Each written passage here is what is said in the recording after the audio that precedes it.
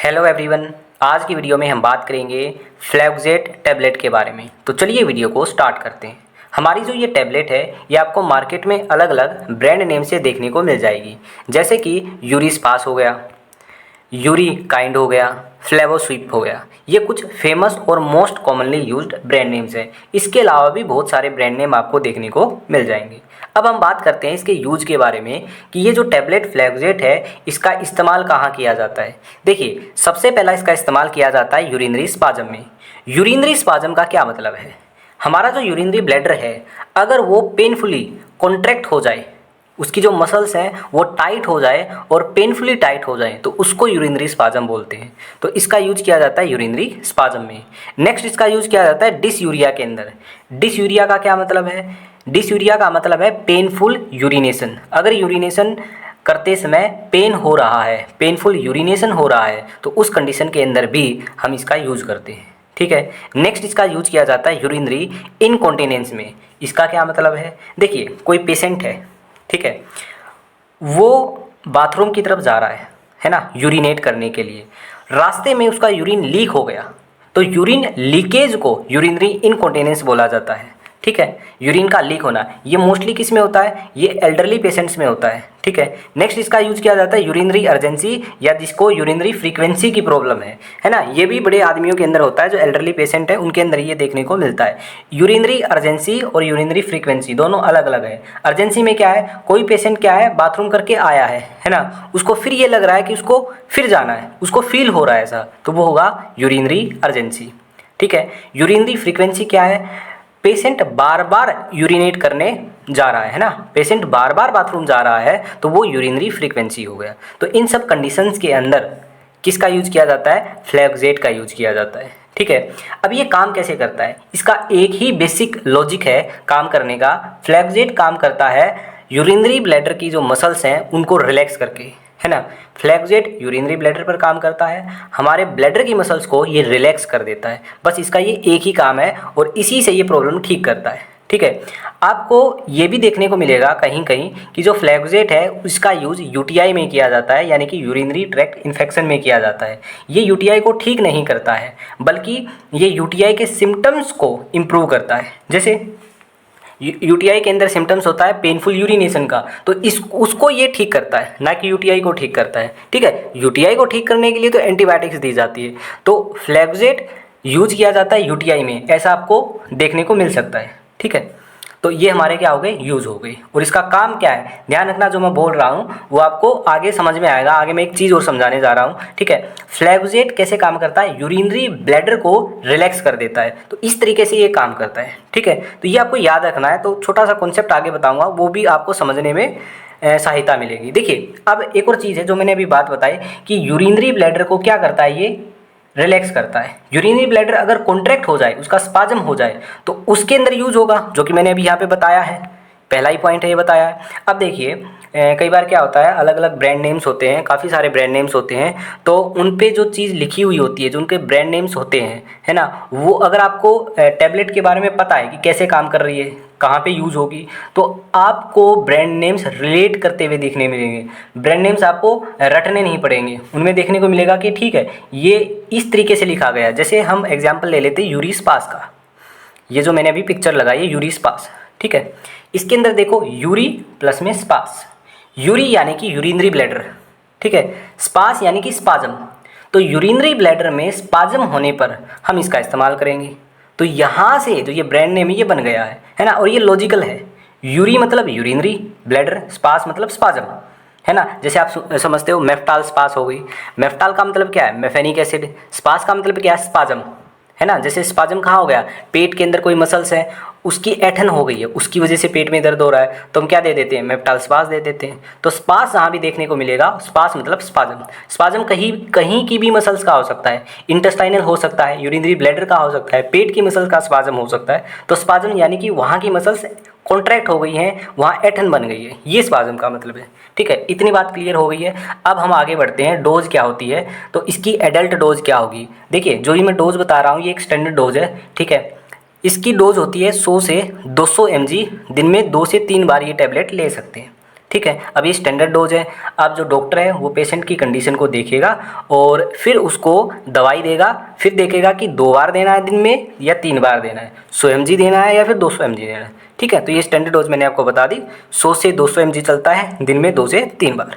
Okay, next हम बात करते हैं कॉमन साइड इफ़ेक्ट की, कि इस टैबलेट से क्या क्या कॉमन साइड इफ़ेक्ट आपको देखने को मिल सकते हैं। सबसे पहला है कन्फ्यूजन, जो कि एल्डरली पेशेंट्स में आपको देखने को मिलेगा।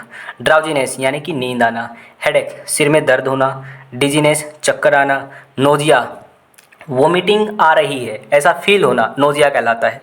वोमिटिंग यानी कि उल्टी आना, जीरोस्टोमिया यानी कि ड्राई माउथ, है ना, ब्लड विजन यानी कि धुंधला दिखना। तो ये कुछ कॉमन साइड इफ़ेक्ट हैं। ये साइड इफ़ेक्ट आपको देखने को मिल सकते हैं किसी किसी पेशेंट के अंदर। ठीक है, नेक्स्ट हम बात करते हैं कॉन्ट्रा इंडिकेशंस की, यानी कि इसको यूज कब नहीं करना है। ठीक है, अगर कोई पेशेंट फ्लैगजेट से एलर्जिक है तो उसमें तो हमको यूज करना ही नहीं है। मान लिया किसी पेशेंट ने फ्लैगजेट की एक टैबलेट ली और उसको कुछ देर बाद क्या हो गया, एलर्जिक रिएक्शन हो गया, तो उसको फिर यूज नहीं करनी है। ठीक है, नेक्स्ट हमारा जीआई हेमरेज।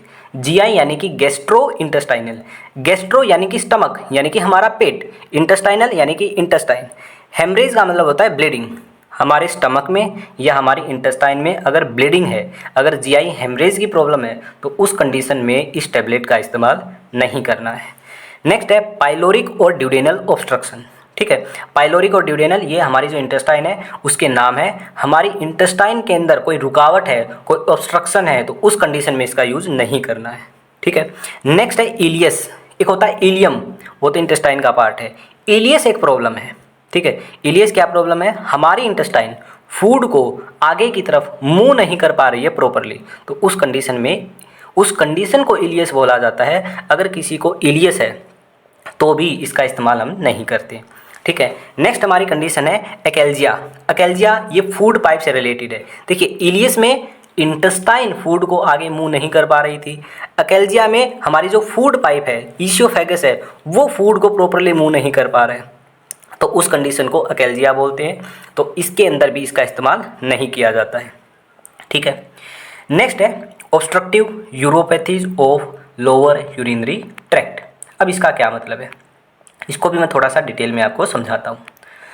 जो हमारा लोअर यूरिनरी ट्रैक्ट है, सिंपल सी भाषा में मैं कहूँ कि कोई ऐसी कंडीशन जिसमें पेशेंट यूरिनेट नहीं कर पा रहा है, एक कंडीशन होती है BPH।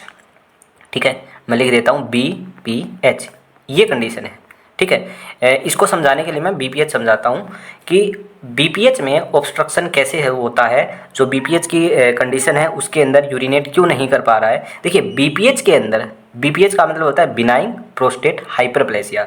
इस कंडीशन में भी फ्लैगजेट नहीं दिया जाता है। क्यों नहीं दिया जाता है वो मैं आपको समझाता हूँ। देखिएगा, ये हमारा यूरिनरी ब्लैडर है जो आपको दिख रहा है ना, ये नॉर्मल कंडीशन है जो अभी मैं समझा रहा हूँ। ठीक है, इसके अंदर यूरिन बनता है।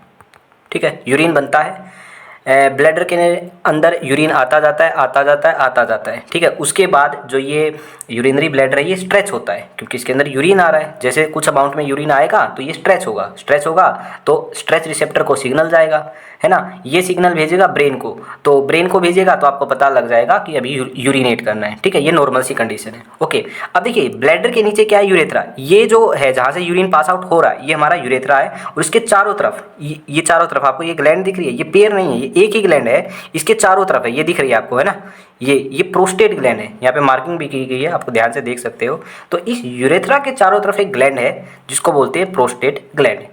अगर ये ग्लैंड किसी पेशेंट में एनलार्ज हो जाए, इसका साइज बढ़ जाए, जैसा आप यहाँ पे देख पा रहे हैं, अगर इसका साइज बढ़ जाएगा तो जो ये रास्ता है, ये जो यूरेथ्रा है ना, जहाँ से यूरिन आ रहा है, अगर प्रोस्टेट ग्लैंड एनलार्ज हो जाएगी तो ये रास्ता नैरो हो जाएगा, जिसकी वजह से जो यूरिन है वो पास होने में प्रॉब्लम होगी। ठीक है, तो ये कंडीशन होती है हमारी BPH। नाम से क्या समझा, benign prostate hyperplasia. Benign prostate hyperplasia यानी कि जो प्रोस्टेट ग्लैंड है वो एनलार्ज हो गई है ना। Non cancerous enlargement of prostate gland, ये BPH कहलाता है। सिंपल है, तो BPH के कंडीशन में हम फ्लैगजेट नहीं लेंगे। ठीक है, क्यों नहीं देंगे, रीज़न आपको समझ में आ गया होगा। BPH का पेशेंट ऑलरेडी यूरिनेट नहीं कर पा रहा है, बीपीएच का पेशेंट यूरिनेट नहीं कर पा रहा है, ठीक है, यूरिन यहाँ स्टोर हो रहा है, यूरिन आगे जा ही नहीं रहा, हमने दे दी उस पेशेंट को फ्लैगजेट, ठीक है। अब फ्लैगजेट ने यूरिनरी ब्लैडर पे काम किया और इसको रिलैक्स कर दिया, यानी कि अब जो ब्लैडर है वो कॉन्ट्रैक्ट होके यूरिन पास, हमारा नॉर्मल ब्लैडर क्या करता है, कॉन्ट्रैक्ट करता है और यूरिन को पास करवा देता है, लेकिन अब हमने यूरिन को रिलैक्स कर दिया, यानी कि अब यूरिन और देर और ठहरेगा, जो और यूरिन आएगा ना वो और ठहरेगा यहाँ पर, ठीक है। तो इसमें प्रॉब्लम हो जाएगी, पेशेंट पहले से यूरिनेट नहीं कर पा रहा है और हमने फ्लैगजेट दे के उसके यूरिनरी ब्लैडर को रिलैक्स कर दिया है, तो उसको अब प्रॉब्लम होगी। इसलिए यहाँ पे ये लास्ट पॉइंट है कि अगर लोअर यूरिनरी ट्रैक्ट में जो यूरोपैथी, जो लोअर यूरिनरी ट्रैक्ट है उसके अंदर कोई ऑब्स्ट्रक्शन है, इसकी एक कंडीशन मैंने आपको बताई बीपीएच की कंडीशन, ठीक है, तो उसमें हम फ्लैगजेट नहीं देंगे, ये कॉन्ट्राइंडिकेटेड रहेगी, ठीक है। तो आपको क्या याद रखना है, फ्लैगजेट टैबलेट जो है वो हमारे यूरिनरी ब्लैडर को रिलैक्स करती है, इस तरीके से इसका काम होता है, रिलैक्स करती है तो जो पेनफुल यूरिनेशन हो रही है उसमें आपको ये यूजफुल होता है, ठीक है। जो यूरिनरी ब्लैडर मसल्स टाइट हो रही हैं, कॉन्ट्रैक्ट हो रही है, उसकी वजह से पेन हो रहा है तो उसमें भी रिलैक्सेशन मिलती है। तो ओवरऑल आपको यूज याद करने हैं, और बात करें तो इसके मैकेनिज़्म मैंने आपको बता दिया, कहाँ नहीं देनी है वो बता दिया, साइड इफ़ेक्ट क्या होते हैं वो मैंने आपको समझा दिया। आई होप आपको ये अच्छे से समझ में आया होगा, ठीक है। तो आज की वीडियो में इतना ही, तो मिलते हैं नेक्स्ट वीडियो के अंदर।